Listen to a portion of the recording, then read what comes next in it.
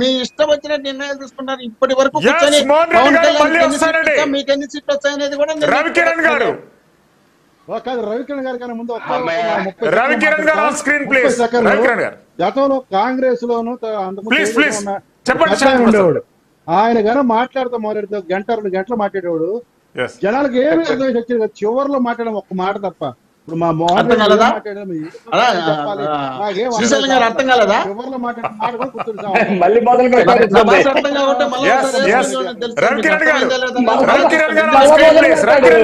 చివరిలో ఉండాలని మనకి సినిమా అవును వాళ్ళిద్దరూ ఇష్టపడ్డారు. దానిలో పాత్ర గుర్తుంది కదా, తుఫాన్లాగా వచ్చి వాతావరణం మాట్లాడుతుంది. ఆ టైప్ లో ఉంది అన్నగారు రెడ్డి గారు అన్నగారు మాట్లాడేది.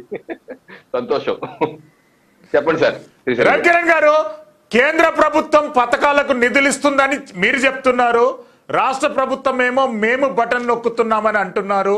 నిన్న ప్రారంభమైనటువంటి సృజలవాణి ప్రాజెక్టులో కూడా కేంద్ర ప్రభుత్వ నిధులు ఉన్నాయని మీరు అంటున్నారు. కేంద్రానికి రాష్ట్రానికి మధ్య అవగాహన లోపమా ఇది? లేదు అంటారంటే కేంద్రం ఇచ్చే నిధులను బీజేపీ సరైన పద్ధతులలో ప్రజెంటేషన్ చేసుకోలేకపోతుందా? లేదండి, రాష్ట్రంలో అమలు అవుతున్నటువంటి అన్ని రాష్ట్ర ప్రభుత్వ మాక్సిమం అన్ని కార్యక్రమాల్లో కేంద్ర ప్రభుత్వ వాటా 60% నుంచి 70% వరకు ఉంటది ప్రతి దాంట్లో. ఉదాహరణకి రేషన్ ఉంది. ఈ రోజు దేశంలో 81 కోట్ల మందికి ఉచితంగా రేషన్ ఇస్తున్నాం. సో ఇప్పుడు మన రాష్ట్రంలో 2,70,00,000 మంది ఉన్నారు. వాళ్ళందరికీ ఉచితంగా కేంద్ర ప్రభుత్వం, దీనిలో రాష్ట్ర ప్రభుత్వం ఏమి లేదు. కేవలం వాళ్ళ బండి ఉంది, ఆ బండి మీద స్టిక్కర్ వేసుకుని వచ్చి ఇంటికి ఇచ్చిపోతారు. ఏ రకంగా అయితే ఇప్పుడు మనకి బంధువులు అమెరికాలో ఉంటారు, ఎవరో డబ్బులు పోస్ట్ మ్యాన్ కి పోస్ట్ ఆఫీస్ లో వేస్తారు మనకిమ్మని. మనకి ఇచ్చినంత మాత్రం మన డబ్బులు ఇచ్చింది మన బంధువా పోస్ట్ మ్యాన్? అలాగే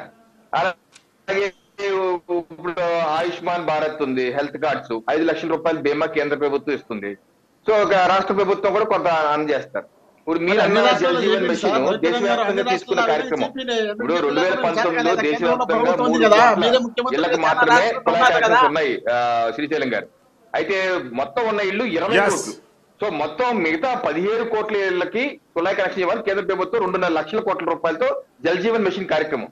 దానిలో భాగంగా రాష్ట్రంలో కూడా సుమారు ఇప్పుడు వరకు గతంలో ఒక 25 లక్షల వరకు ఇళ్లకు మాత్రమే ఉంది. ఇప్పుడు వరకు ఒక 60 లక్షల వరకు ఇవ్వగలిగాం. 2024 లోపు మొత్తం అందరూ ఇవ్వాలని మొత్తం. అలాగే ఈ పథకంలో దేశవ్యాప్తంగా 10 రాష్ట్రాల్లో 100% కుళాయి కనెక్షన్ ఇచ్చేశారు. సో ఈ దేశవ్యాప్తంగా జరుగుతుంది. ఇప్పుడు మధ్యాహ్న భోజనం పథకం ఉంది, జగనన్న గోరు ముద్ద అంటారు. అది మిడ్ డే మీల్ స్కీమ్, అది 20 ఏళ్ల నుంచి ఉంది. వాజ్పేయి గారు మధ్యాహ్నం భోజన పథకం ప్రవేశపెట్టారు. అప్పుడు వాళ్ళకి పిల్లలకి బూట్లు ఇచ్చినా, పుస్తకాలు ఇచ్చినా, లేకపోతే బట్టలు ఇచ్చినా, కుట్టుకూరు డబ్బులు ఇచ్చినా ఇవన్నీ కేంద్ర ప్రభుత్వం. అలాగే అంగన్వాడీ కేంద్రం ఉంది, అంగన్వాడీ కేంద్రం నిర్వహణ మొత్తం జీతాలు కానీ ఒక మేజర్ కేంద్ర ప్రభుత్వం. అలాగే అక్కడ ఆట వస్తువులు కానీ, లేకపోతే అక్కడ వంట చేసే కుక్కి ఆందోళన కానీ కేంద్ర ప్రభుత్వం ఇస్తే, అలాగే రాష్ట్ర ప్రభుత్వం కొంత వాటా ఇస్తాయి. ఈ రోజు కేంద్ర ప్రభుత్వం అందుకనే వికసిత భారత్ సంకల్ప యాత్ర అనే ప్రోగ్రాం మొదలుపెట్టింది దేశవ్యాప్తంగా. దేశవ్యాప్తంగా ఉన్న 2,60,000 గ్రామాలకి ఒక కేంద్ర ప్రభుత్వ వ్యాన్ వచ్చి మొత్తం అధికారులతో సహా వచ్చి రాష్ట్ర ప్రతి గ్రామం తిరుగుతున్నారు. తిరిగి ఏం చెప్తున్నారంటే కేంద్ర ప్రభుత్వం ఇప్పుడు ఉజ్వల పథకం ఉంది, గ్యాస్ పథకం ఉచితంగా ఇస్తారు. ఇప్పుడు 10 కోట్లు ఇచ్చారు, మన రాష్ట్రంలో 6 లక్షల మందికి ఇచ్చారు. సో కేంద్ర ప్రభుత్వ పథకాలన్నీ గ్రామాల్లో ఎలా అమలు చేస్తున్నాం, ఎవరైతే లబ్ధిదారులు మిగిలిపోయి ఉన్నారో ఇంకా అందలేదు వాళ్ళందరినీ ఆ యొక్క క్యాంపుల్లో వికసిత భారత్ సంకల్ప యాత్ర క్యాంప్ లో వచ్చి ఎన్రోల్ చేసుకోమన్నా. ఈ రోజు నేను కూడా పెద్దాపురం నియోజకవర్గంలో గ్రామంలో అటెండ్ అయ్యి వస్తున్నాను. మొత్తం అధికారులు, ఐసిడిఎస్ అధికారులు కావచ్చు, కిసాన్ క్రెడిట్ కార్డు అగ్రికల్చర్ అధికారులు కావచ్చు, యానిమల్ హస్బెండరీ కావచ్చు, బ్యాంక్ జన్ధన్ ఖాతాలు ఇచ్చే బ్యాంక్ అధికారులు కావచ్చు, ముద్రా లోన్లు ఇచ్చే బ్యాంక్ అధికారులు అందరూ వచ్చి వివరిస్తున్నారు కేంద్ర ప్రభుత్వ పథకాలు ఇదిగో ఇవన్నీ. మీకు ఇంకా ఏమైనా రాకపోతే, అర్హులైన లబ్ధిదారులు ఏమైనా ఉండిపోతే రండి ఎన్రోల్ చేసుకోండి, మీ యొక్క లబ్ధి పొందండి అని చెప్పి అంటున్నారు.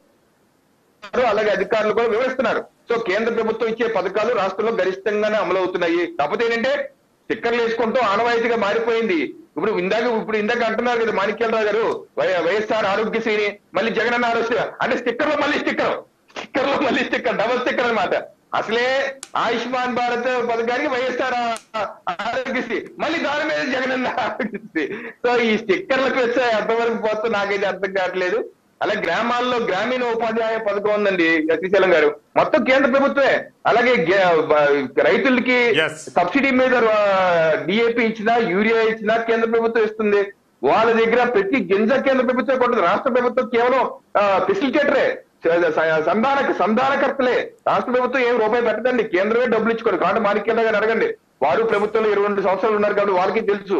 సో కేంద్ర ప్రభుత్వం రైతులకు ఇచ్చే కిసాన్ క్రెడిట్ కార్డులు ఉన్నాయి, 3 లక్షల రూపాయల వరకు ఎటువంటి పూచీకత్తులకు రుణాలు ఇస్తారు, 7% తక్కువ పావుల వడ్డీకి ఇస్తారు. ఎన్ని కేంద్ర ప్రభుత్వ పథకాలే. ఖాతా ఏంటంటే వాళ్ళు స్టిక్కర్లు వేసుకుంటారు. ఇప్పుడు పంట బీమా, వైఎస్ఆర్ రైతు భరోసా అన్నారు, వాళ్ళు ఇవ్వాల్సింది 12,500 మేనిఫెస్టోలో పెట్టింది, వాళ్ళు ఇస్తుంది 7,500. మిగతా 6,000 కేంద్ర ప్రభుత్వం PM కిసాన్ ఇస్తుంది, అది కూడా కలిపేసుకొని చెప్పేసుకుంటా ఉంటారు. సో ఇలాగ స్టిక్కర్లు వేసుకునే బాధ్యత అందుకే కేంద్ర ప్రభుత్వం దేశవ్యాప్తంగా శాంతిప్రసాద్ గారు, రవికిరణ్ గారు మళ్ళీ వస్తారండి. రవికిరణ్ గారు I come to you again. దేశవ్యాప్తంగా వివరిస్తారు. రవికిరణ్ గారు, శాంతిప్రసాద్ గారు, అంబటి రాంబాబు గారు, మళ్ళీ అంబటి రాంబాబు గారి ప్రస్తావన తీసుకొస్తున్నాను. అంబటి రాంబాబు గారు మరోసారి పవన్ కళ్యాణ్ గారి వ్యక్తిగతమైనటువంటి జీవితం గురించి వ్యాఖ్యలు చేశారు. వైఎస్ఆర్సీపీ వాళ్ళ అంటే వ్యక్తిగతమైనటువంటి వ్యాఖ్యల పట్ల ఎంతగా చేస్తే పబ్లిక్ లో అంతగా నెగిటివ్ థాట్ జనరేట్ అవుతుంది అనేటటువంటి అంశాన్ని మర్చిపోతున్నారు. ఎట్లా ఈ అంశాన్ని ఎట్లా తీసుకోవాలి? దానికన్నా ముందు మా మోహన్ రెడ్డి సోదరుడు మటుకు నిజంగా అభినందించాలి. అన్న నీకు మొత్తం అన్ని ఫస్ట్ క్లాస్ లో పాస్ అయి ఉంటావు, నువ్వు చదివిందంతా కూడా. ఎందుకంటే ఎంత గడగడగడ చెప్పగలిగిన కెపాసిటీ ఇంతబడికి నేను ఎవరిని చూడలేదన్న. అసలు LP రికార్డ్ అయితే కూడా ఇంత గడగడగా చెప్పదు. నీకు నిజంగా ధన్యవాదాలు, అభినందనలు. రవికిరణ్ గారు అంటారా, నన్ను అంటున్నారా? మీ అధినేత ఫస్ట్ క్లాస్ లో భాషలో తెలియదు, కానీ నువ్వు మటుకు ఖచ్చితంగా అన్ని ఫస్ట్ క్లాస్ లో భాష అయి ఉంటావు. ఎందుకంటే ఏది ముట్టుకున్నా గడగడ మాట్లాడతావు కాబట్టి గడగడాన్ని రాస్తావు. చదవలేదు సరిగ్గా, ఇంకా నేను చదివితే వేరే ఉంటుంది, సరిగ్గా చదవలే. ఇక అదేంటన్నా అంత మాట్లాడేసా పుసుకున్నా. ఇప్పుడన్నా కొద్దిగా చదువు, మీ ఫస్ట్ క్లాస్ కన్నా బాగా. డిగ్రీ మామూలుగా పాస్ అయినా.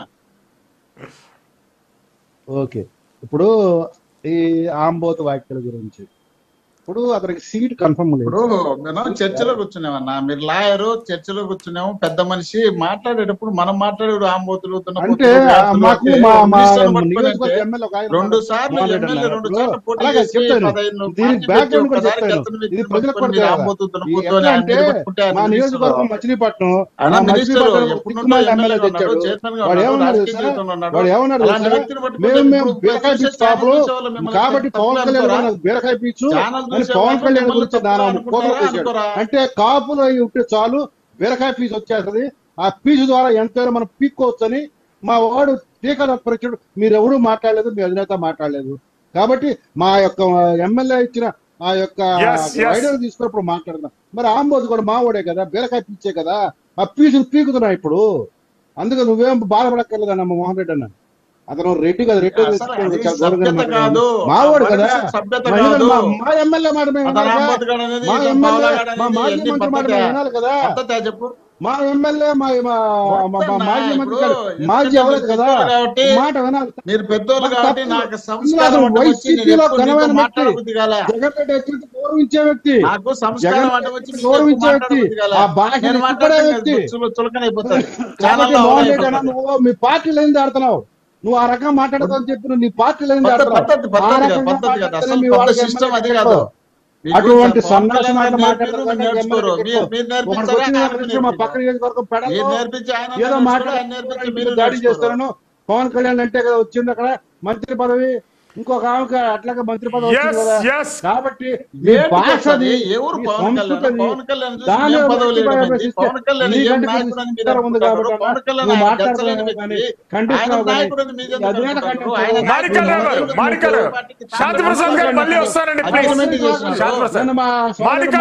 Screen please.